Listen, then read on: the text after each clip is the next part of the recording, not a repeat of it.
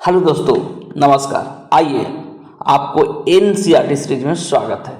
आज क्लास 8 का first chapter संसाधन हम लोग अध्ययन करने जा रहे हैं। इससे पहले क्लास 6 और क्लास 7 का पूरा चैप्टर कंप्लीट हो चुका है। आइए इसको लाइन बाय लाइन देखते हैं। चैप्टर का नाम क्या है? संसाधन। ठीक है,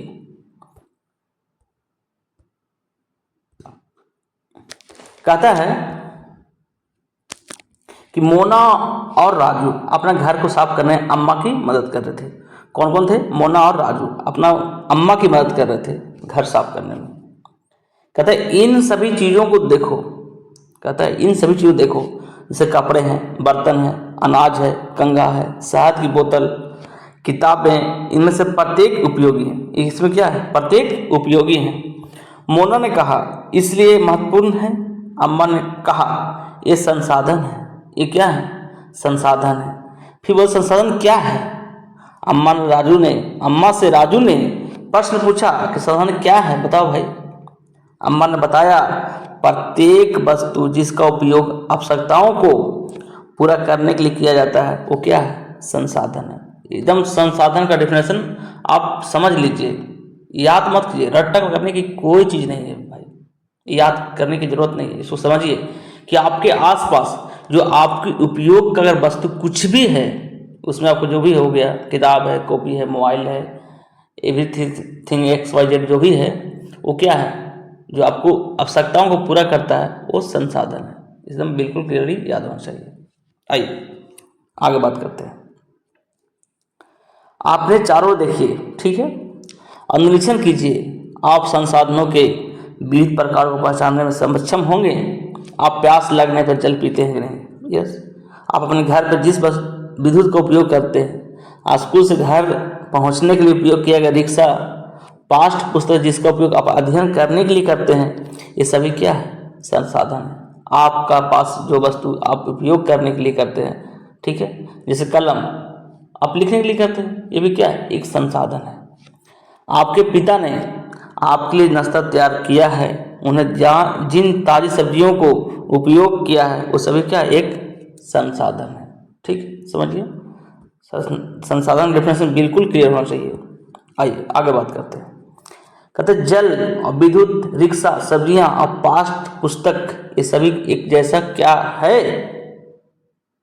इनमें सभी वस्तुओं का उपयोग आपके द्वारा किया गया है, इसलिए वे उपयोगी हैं। कहते एक वस्तु अथवा पदार्थ की उपयोगिता और परियोगिता उसे एक क्या है? संसाधन बनाती है। इस चीज़ को समझिए लाइन को। कहता है कि अगर आपके पास बहुत सारा वस्तु पड़ा हुआ है, ठीक है, लेकिन अगर उसका उपयोग नहीं है तो क्या है? संसाधन नहीं हो सकता। अगर उसका उपयोगिता है, उसको आप प्रयोग करते हैं तो क्या है? संसाधन है। समझिए लाइन को, बिल्कुल क्लियर होना चाहिए, नो डाउट। एक बार पढ़ने का मतलब क्लीन। राजू अब जानना चाहता है कि कोई वस्तु संसाधन कैसे बनती है। राजू अब जानना चाहता है कि कोई भी वस्तु है वो संसाधन कैसे बनता है। ठीक है, आइए इस बारे में अध्ययन करते हैं। अम्मा ने बच्चों को बताया कि वस्तु उस समय संसाधन बनती है जब उसका कोई क्या होगा?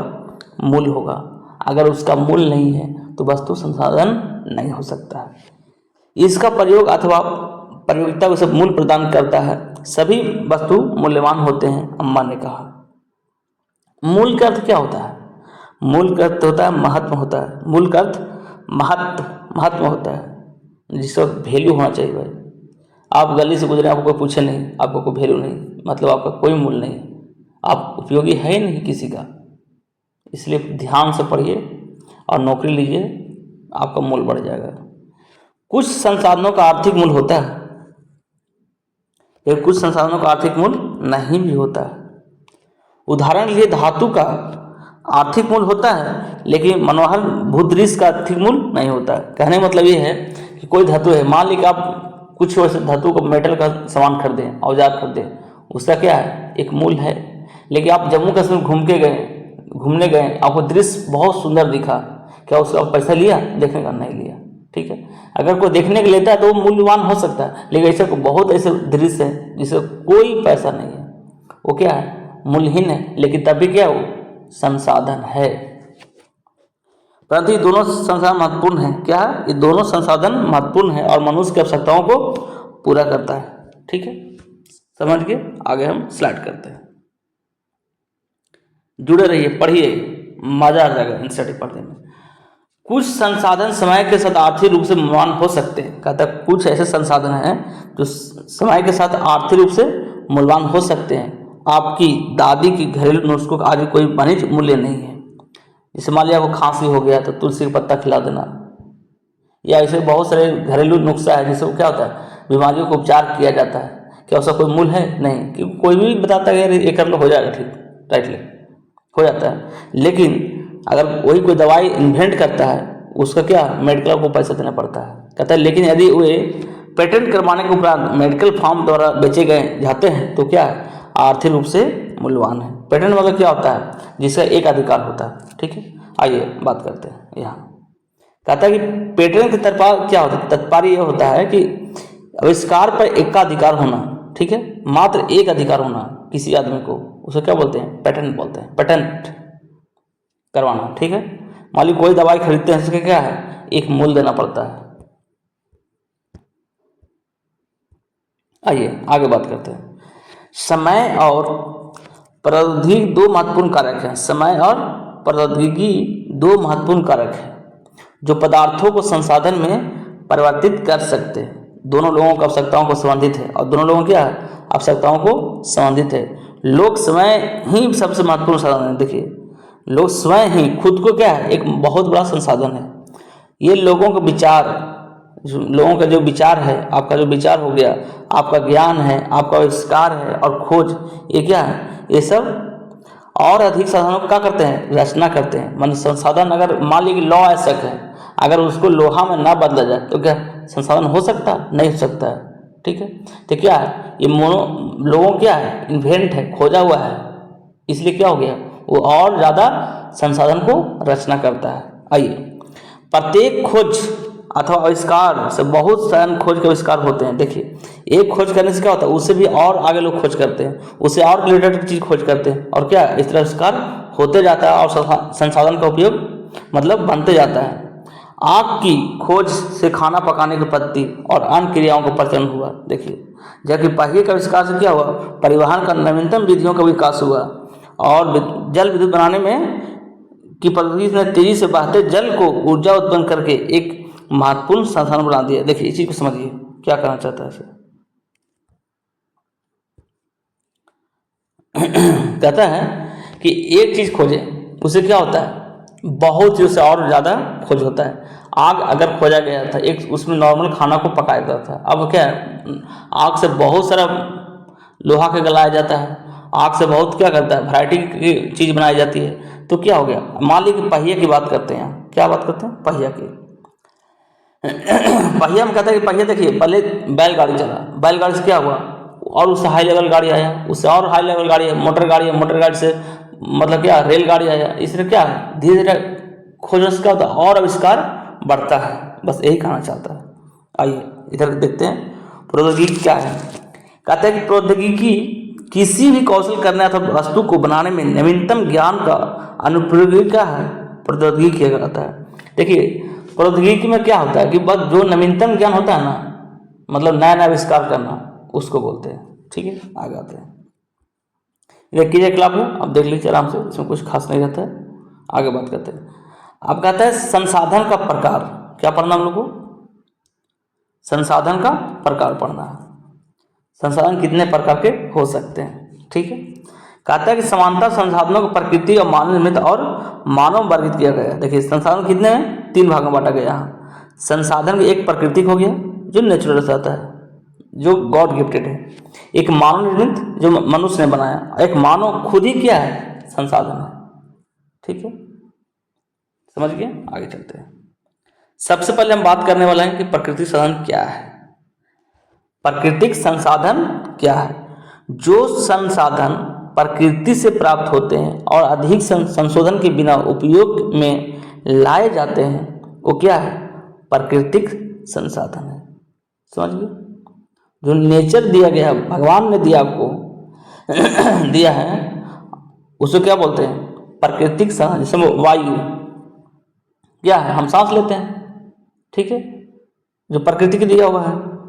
हमारी ये हो गया, हमारी नदियों और झीलों के जल, मृदा और खनिज सही प्रकृति संसाधन है। जैसे मान लीजिए कि मृदा हो गया, खनिज हो गया, जल हो गया, ये सब क्या है, प्राकृतिक संसाधन है। इन संसाधनों में बहुत से प्राकृतिक निःशुल्क उपहार है, मतलब इससे कोई पैसा नहीं ले जाता है भाई, फ्री ऑफ कॉस्ट। जैसे ऑक्सीजन ले जाइए भाई, लीजिए, दिन भर लीजिए, अब पेड़ को काटते रहिए, ठीक है, निःशुल्क है, सीधे ही उपयोग में लाए जा सकते हैं। कुछ परिस्थितियों में प्राकृतिक संसाधन का क्या करते हैं, सबसे अच्छी तरह उपयोग करने के लिए औजारों और प्रौद्योगिकी का आवश्यकता हो सकती है। मतलब किसी किसी में क्या है, उसमें कुछ नया इन्वेंट करके बनाया जाता है, ठीक है। आगे आइए बात करते हैं। कहता है कि प्राकृतिक संसाधन विस्तृत रूप से नवीकरणीय और अनवीकरणीय विभाजित किया जा सकता है। क्या कर सकते हैं, प्राकृतिक संसाधन को दो भागों में बांटा गया है, एक नवीकरणीय और एक अनवीकरणीय, ठीक है। अब आते हैं नवीकरणीय क्या है और अनवीकरणीय क्या है। कहता है कि नवीकरणीय संसाधन वो संसाधन हैं जो सिद्धता से नवीकृत अथवा पुनः पूरित हो जाते हैं। मतलब समझ गए ना, जिसको आसानी से पुनः क्या होगा, पूरित हो जाए या नवीकृत हो जाए, उसको क्या बोलते हैं, उसको क्या बोलते हैं, नवीकरणीय संसाधन बोलते हैं, ठीक है। इनमें कुछ असीमित भी हैं, असीमित मतलब जिसका लिमिट नहीं है, और उन पर मानवीय क्रियाओं का प्रभाव भी नहीं होता है, समझ गए। मतलब आप जितना प्रयोग कीजिए उससे कोई फर्क नहीं पड़ता है भाई, असीमित है, कोई फर्क नहीं पड़ता है। जैसे में सौर ऊर्जा है, सौर हो गया, पवन ऊर्जा हो गया, ठीक है। आप सनलाइट से जितना उपयोग कर लीजिए, सनलाइट वो आता ही रहेगा। पवन ऊर्जा जितना उपयोग करिए, हवा चलता ही रहेगा, वो खत्म नहीं होगा। लेकिन फिर भी कुछ नवीकरणीय संसाधनों में जैसे जल, मृदा, वन, अगर इसको आप लापरवाही से उपयोग किया तो आपको भविष्य में प्रॉब्लम होगा, क्योंकि ज़्यादा अगर जल का प्रयोग कर दिए तो क्या होगा, मीठे जल की कमी हो जाएगी। अगर मृदा ज़्यादा उपयोग कर लिए तो बंजर हो जाएगा। वन की अगर ज़्यादा लापरवाही से उसकी तो वो क्या होगा, खत्म हो जाएगा, आपको ऑक्सीजन भी एक दिन कमी हो जाएगी। आगे ये बात करते हैं। जल असीमित नवीकरणीय संसाधन प्रतीत होता है, फिर भी जल की कमी और प्राकृतिक जल स्रोत का सूखना आज विश्व के बहुत से भागों में क्या है, एक बहुत बड़ी समस्या हो गया। बोले जल को आप ज़्यादा लापरवाही से उपयोग कीजिएगा तो आपके पास जल भी खत्म हो सकता है। असीमित लगता है लेकिन है नहीं। आइए अब बात करते हैं अनवीकरणीय संसाधन के बारे में। अनवीकरण क्या है, इसको देख लीजिए। जिसका भंडार क्या होगा, सीमित होगा, मतलब ये अब धीरे धीरे क्या होगा, खत्म होगा। भंडार के एक बार समाप्त होने के बाद नवीकृत अथवा पुनः पूरित होने में हजारों वर्ष लग जाते हैं। सोचिए, हमारी जिंदगी लगभग 100 वर्ष है, 90 वर्ष है, 80 वर्ष है, और ये क्या कर रहा है, 100,000 वर्ष लग जाएंगे बनने में, बताइए, तब तक कई पीढ़ी खत्म हो जाएगा। यह अवधि मानव जीवन की अवधि से बहुत क्या है, अधिक है।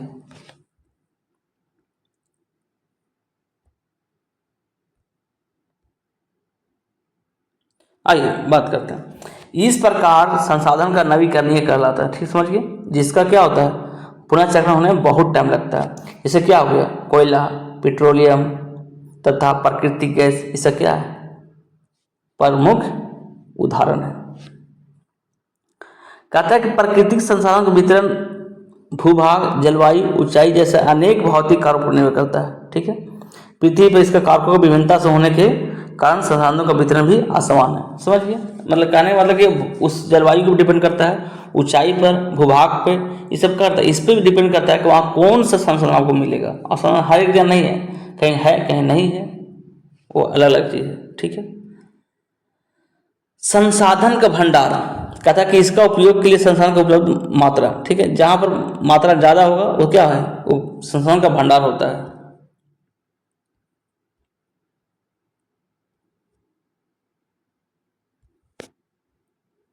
चलिए आगे देखते हैं। इसको थोड़ा अब जूम करते हैं।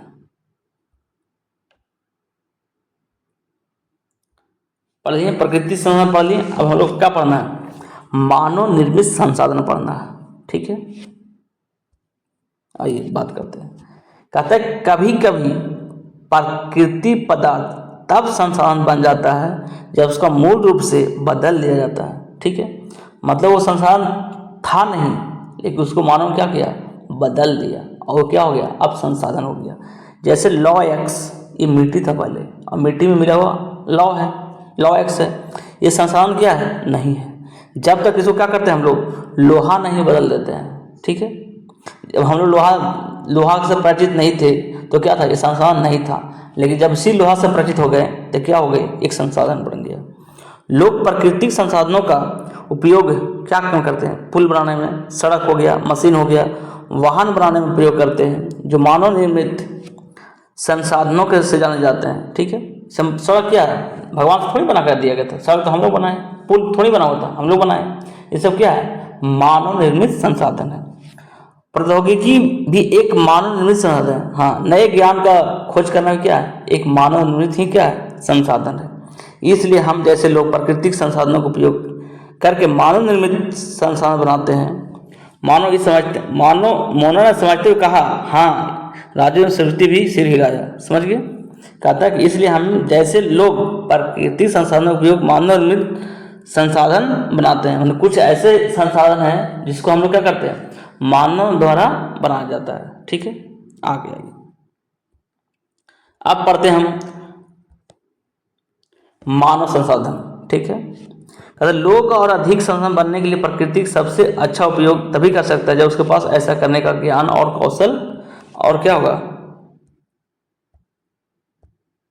प्रौद्योगिकी उपलब्ध हो सकता है। देखिए यहाँ ये बात क्या करना चाह रहा है, कहता है कि संसाधन जो है ना, ठीक है, मानव संसाधन क्या है, जब उसके पास क्या होगा, ज्ञान होगा, कौशल होगा, ठीक है, नॉलेज और स्किल और टेक्नोलॉजी उपलब्ध होने के बाद ही क्या होगा, वो आदमी मानव संसाधन कहलाएगा। इसलिए मनुष्य एक विशिष्ट प्रकार का संसाधन है।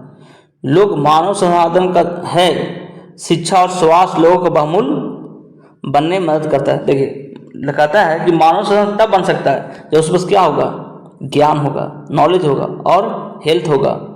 लोगों को बहुमूल्य संसाधन बनने में क्या करता है, मदद करता है, हेल्प करता है। अधिक संसाधनों के निर्माण में समर्थ होने के लिए लोगों को कौशल में सुधार करना मानव संसाधन विकास कहलाता है। देखिए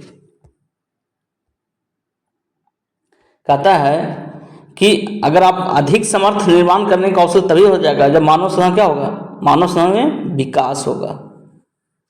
ठीक है, इसमें सुधार तभी हो सकता है। आइए इसमें कुछ ऊपर छूटा देख लेते हैं एक बार, ये सब कुछ है नहीं, ये वाला है, आइए जानते हैं कि आप जानते हैं मानव संसाधन के तत्पर लोगों को संख्या और योग्यता से है। क्या कहता है कि मानव संसाधन का तत्पर किससे है, लोगों की संख्या और योग्यता से है। ठीक है, इसे मानसिक और शारीरिक से भी हो सकता है। अथवा मानव संसाधन मानने के संदर्भ में लोगों को मतभेद है, इतना होते हुए भी इस तथ्य से इनकार नहीं किया जा सकता कि मूलतः मनुष्य की कुशलता ही भौतिक पदार्थ को बहुमूल्य संसाधन बनाने में सहायता करती है। इसमें साफ साफ यही कहना चाहता है कि मानव संसाधन क्या है, जब उसके बस रियल में नए कुछ करने का या मूल्यवान बनाने का क्या होगा, टेक्नोलॉजी होगा, उसके अंदर क्या होगा, क्षमता होगा, स्किल होगा, तभी मानव संसाधन बन सकता है। चलिए इधर हो गया क्लीन, आगे चलते हैं। अब हम लोग बात करने वाले हैं संसाधन संरक्षण। क्या बात कर रहे हैं लोग, संसाधन संरक्षण की बात करें। मोना ने एक बुरा सपना देखा। उसने देखा कि पृथ्वी पर सारा जल सूख गया है और सारे पेड़ कट गए हैं। वहाँ पर ना तो छाया थी और न ही कुछ खाने पीने के लिए था। लोग परेशान हो रहे थे, चारों ओर तरफ भोजन और छाया की तलाश में निराश घूम रहे थे। उसने अपनी माँ को सपने के बारे में बताया। उसने पूछा, अम्मा क्या यह सच में हो सकता है?